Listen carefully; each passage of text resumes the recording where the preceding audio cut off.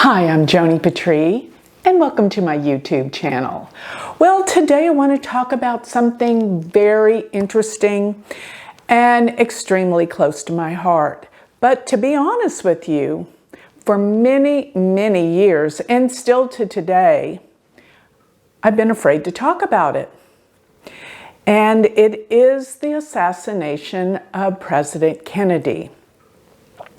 Now, I know so many of you out there weren't even born during this time, and nobody cares because everyone pretty much is dead that was associated with this event. But it is critical as to what it represents truly in the United States of America. And I have always known what really happened. Let me remind everyone, I grew up in Dallas, Texas, and yes, I was around when it happened. I'm going to give you my whole story about this event.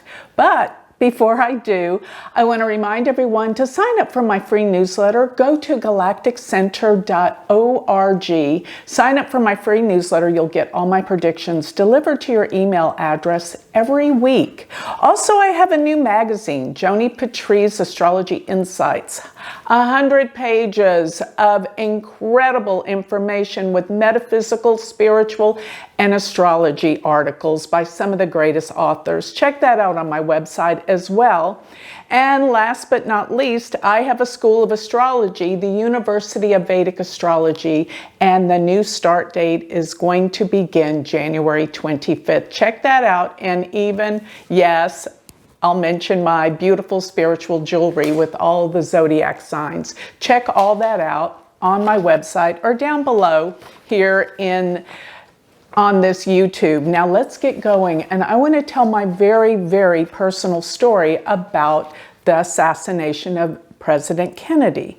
Well, it just so happens that my mother loved President Kennedy and took my sisters out of school to go visit him as he arrived at the airport at Love Field in Dallas, Texas. That day, she even, with probably the really crummy cameras they had back then, took these pictures that my son actually framed of the whole event. And I will give close-ups of the pictures, the photos that she took.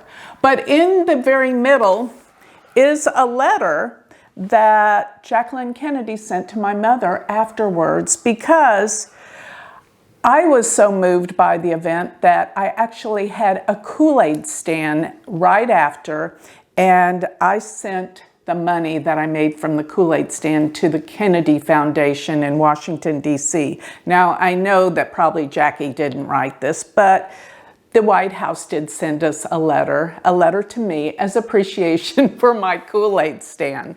But let me tell you about what this meant to me, because the night before Kennedy came to Dallas, I was watching our old black and white TV back then, and on the TV came Jean Dixon. Now, a lot of you don't remember Jean Dixon, but she was one of the most profound psychics ever. As a matter of fact, many of the presidents used her. President Nixon, I have pictures of her at the White House with Nixon, Roosevelt. Many of the presidents used her, and not to mention Reagan had an astrologer, Joan Quigley. So if you're thinking astrology is a bunch of hogwash, think again. It is not. And not only that, I shifted over to doing the more mathematical calculations in Vedic astrology because they are more predictive. And I'm going to show you some of the charts that are going to really tell the story aside from what I know happened with my analysis of these charts. But let me tell you my story. So Jean Dixon came on the TV. I remember clearly, I was probably only in second grade, but she begged Kennedy not to go to Dallas.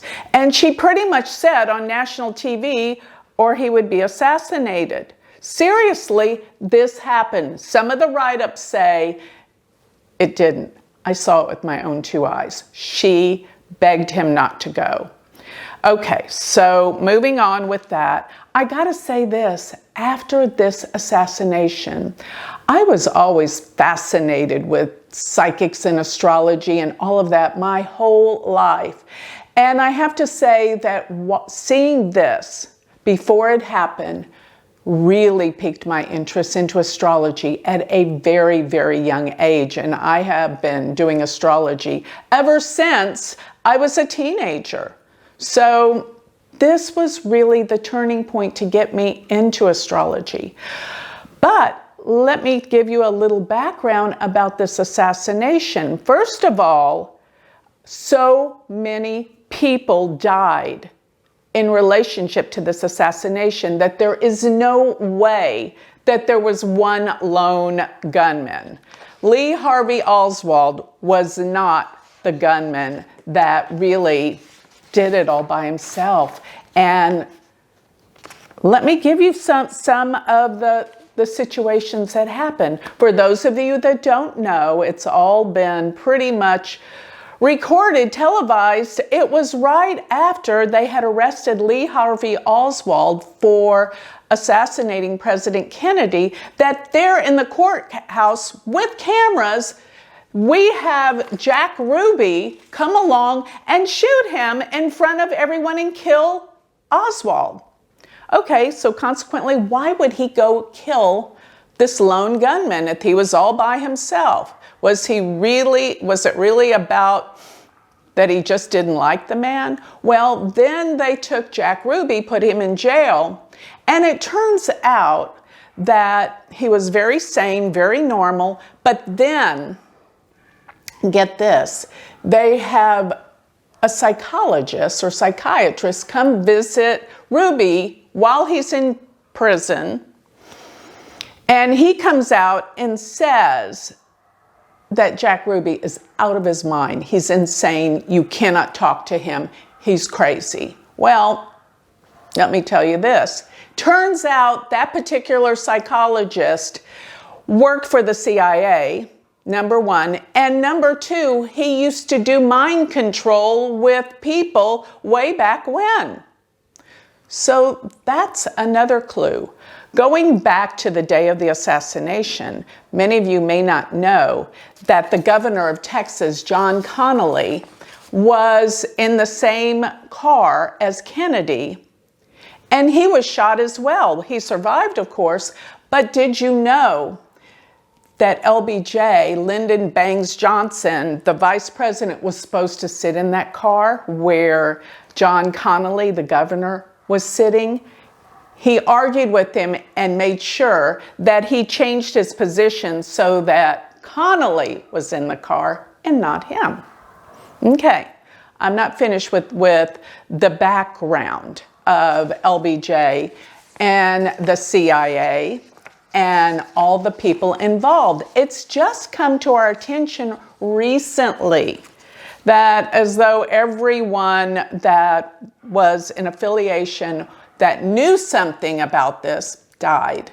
Even people in Dallas that observed and said, no, there was gunshots that came from this direction over here, they disappeared or suddenly died. Why would that happen?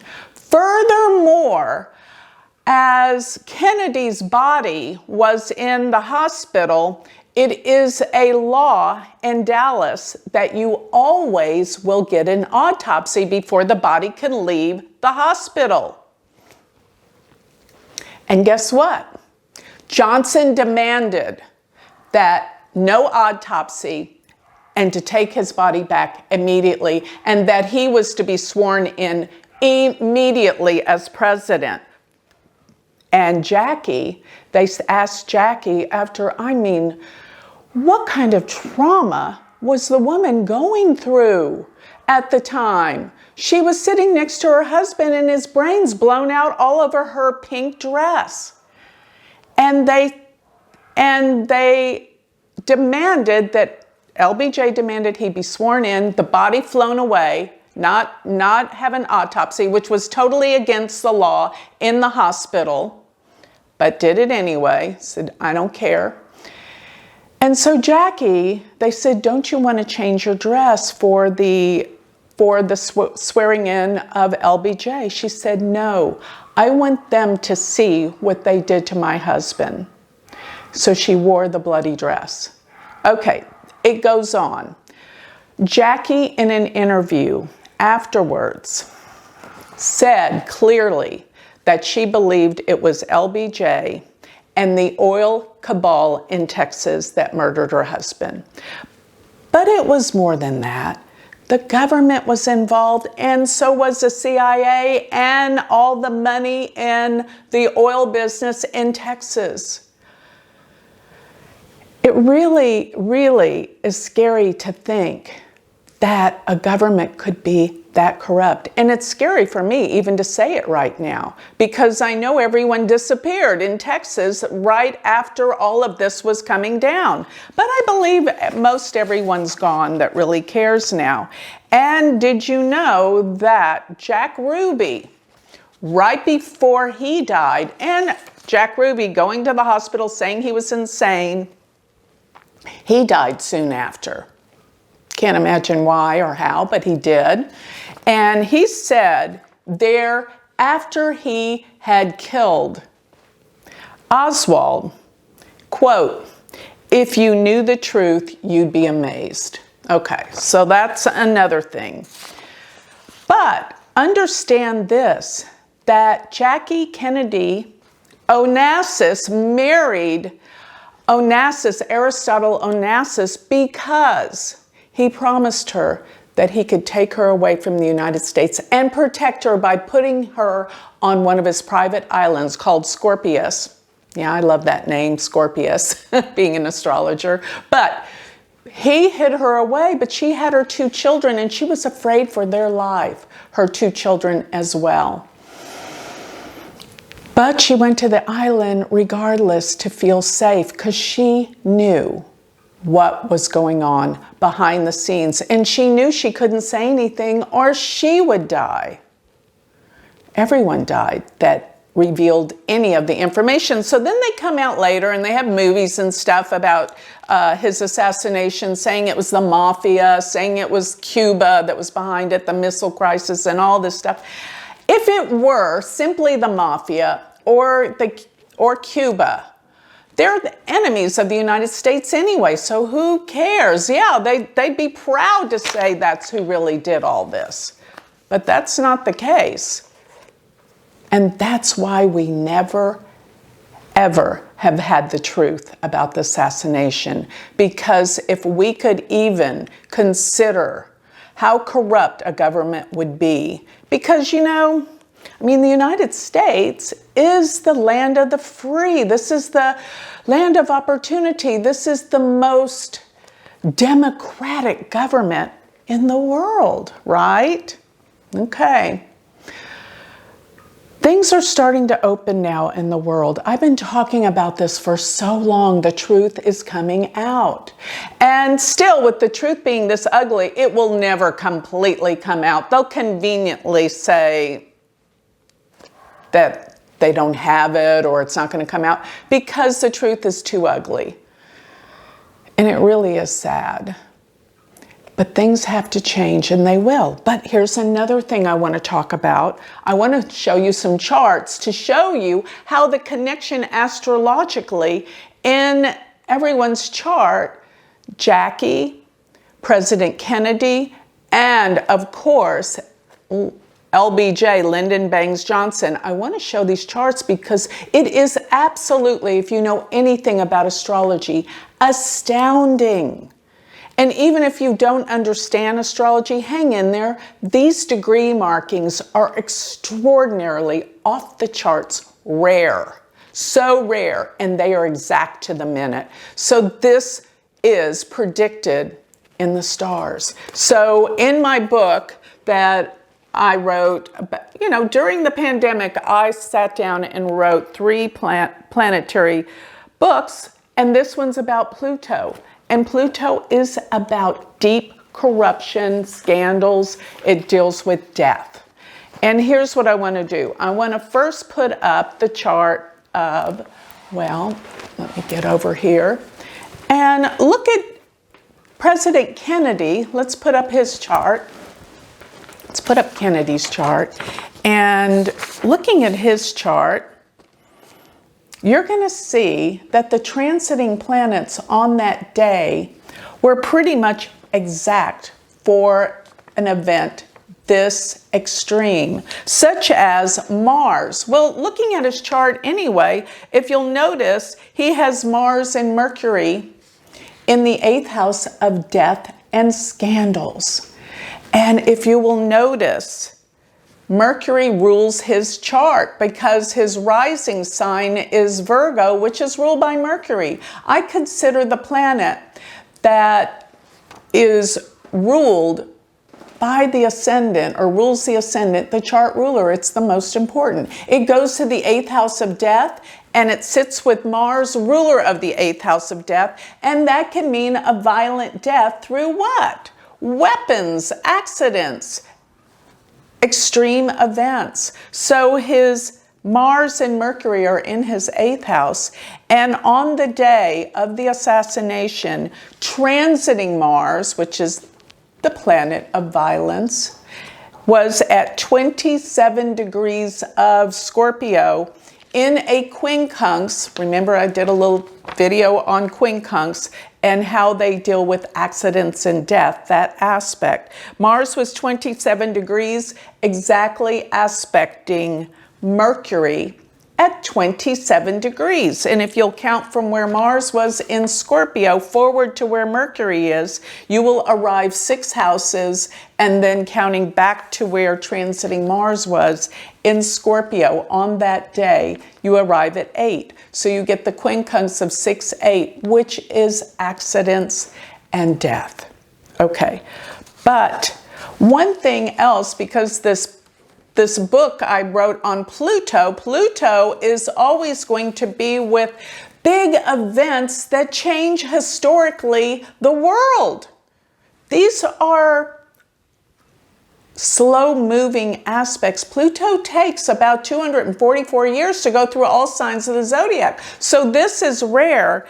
And Pluto was almost exactly on Kennedy's moon, his natal moon, in the 12th house.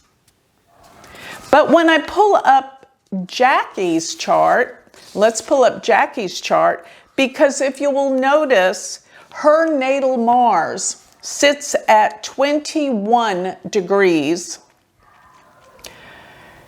of Leo, and transiting Pluto on that day was 20 degrees of Leo. So in other words, the planet Pluto that deals with death and deep, dark scandals and corruption, big government, that's what Pluto rules. It's sitting on her natal Mars, and by the fact that her 7th house of her marriage partner is Aries, then that means her natal Mars rules her marriage house, but Pluto, the planet of death, sat on it on that day. I mean, this is just one of many things. I'm just telling you a few of the things, and it's all in my Pluto book if this raises some interest. But let's look at LBJ's chart, because this is the one that blew me away to consider this. So looking at LBJ's chart, let's put it up here.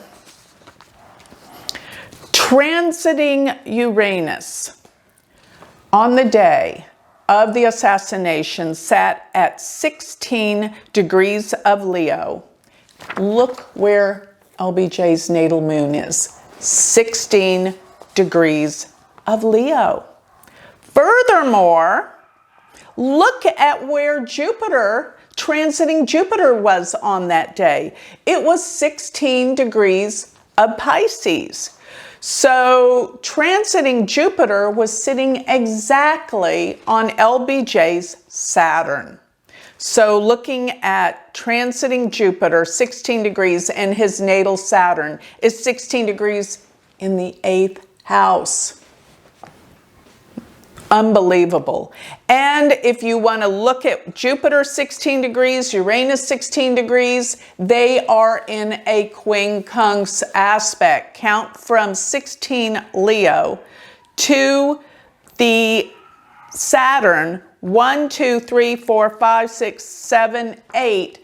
That is the quincunx, counting back around to where Jupiter sits on the Saturn, back to where his natal moon is at 16 degrees. You get the 6-8 relationship. This is really rare that they are exact, that transiting Jupiter sits on his natal Saturn, but quincunxes his natal moon at 16 degrees of Leo. And then Uranus sits on his moon at 16 degrees of Leo, and you count back around, it aspects his natal Saturn at 16 degrees of Pisces. Now, another thing is transiting Pluto, of course, was in Leo during this time, sitting on all of those planets in his first house in Leo. He has Jupiter, his ascendant, Mars, Sun, Moon, Mercury, all in Leo.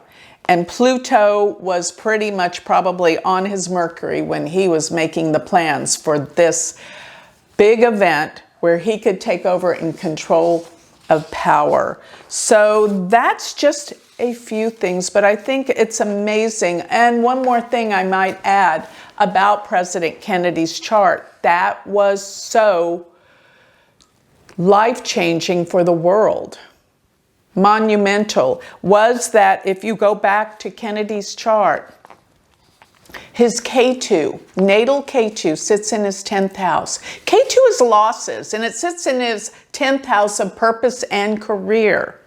And of course, Rahu and K2, K2 is the south node of the moon, Rahu is the north node of the moon. They are always opposite, right? So his K2 at 18 Gemini is exactly opposed to his Rahu at 18 degrees of Sag, and transiting Rahu on the day was 18 degrees of Gemini, and transiting K2 was 18 degrees of Sagittarius.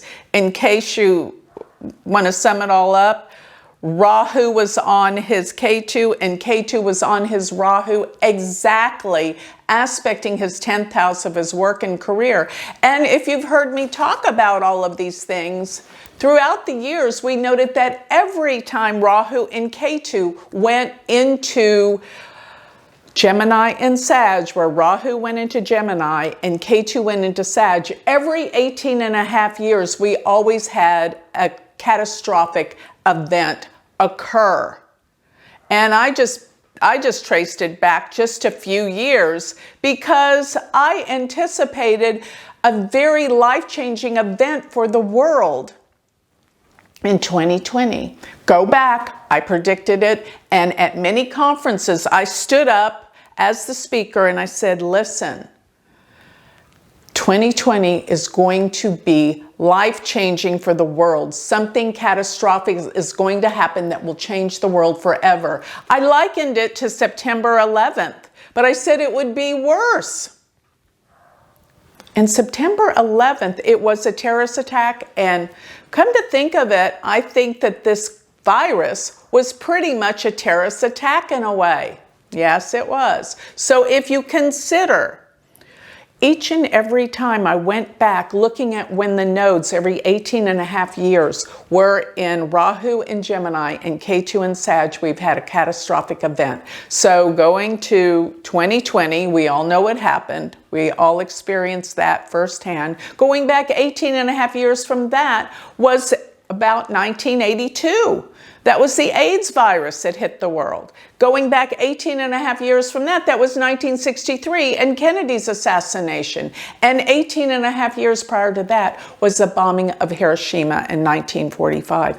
And this is a cycle. And I do know, mark my words, in 2038, during the next cycle, it's going to be even worse. So we better get our stuff together and change, because this kind of corruption and this kind of world leadership, has to change. It has to change as a humanity. But I wanted you to know, now I feel like it's the only time that I could have come out with this story, because really I was frightened.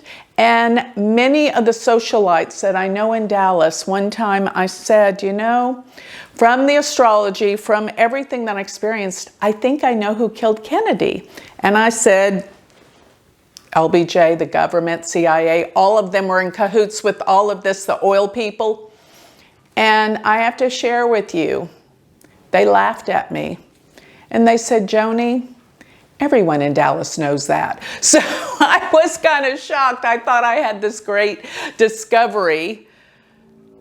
But most of all, what does this mean for our world and our government and what it's all about? That's what I'm getting to the point of. But I just wanted to share my story, going back to why I got into astrology, and it was all connected because of this horrendous event that changed the lives of everyone in the world. And it's still, even though everyone's gone,